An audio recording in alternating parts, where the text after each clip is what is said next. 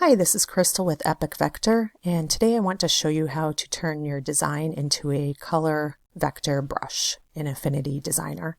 So first, select the design, and we're going to go to File, Export, and export this as a PNG, and choose the area of selection only. And if you don't see this checker box behind your design, then it's most likely not transparent. So you just an easy fix for that would be to just start a new file, and when you start that new file, make sure that you've checked off transparent background. Now I'm using Affinity Designer version 2. If you're in version 1, I believe this checkbox is just in your general export area when you first go to export your file. And so that's what you do, and then just copy and paste that design into the new file. So again, we're going to go ahead and just finish our export here.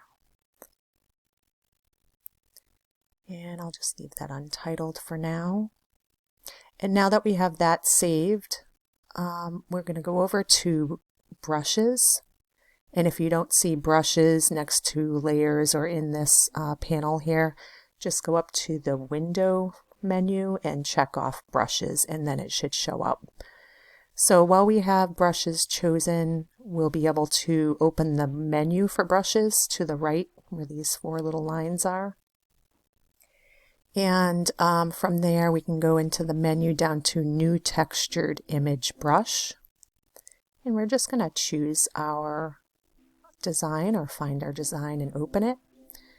And from there we should be all set.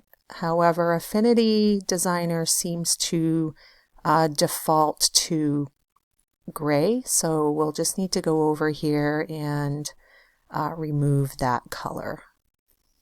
And when we do that, there we go, we should be all set. So one thing I'd like to point out is you can go into the brush by right-clicking and get a menu and go to Edit Brush.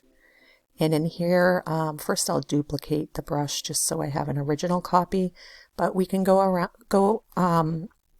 around this window and change any of these settings that we'd like to.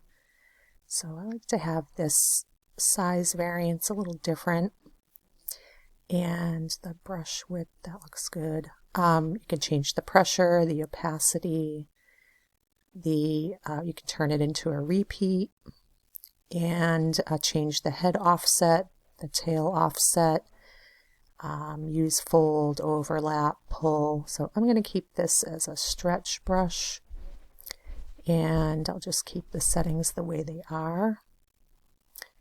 And then I'll show you when I kind of make a little flourish.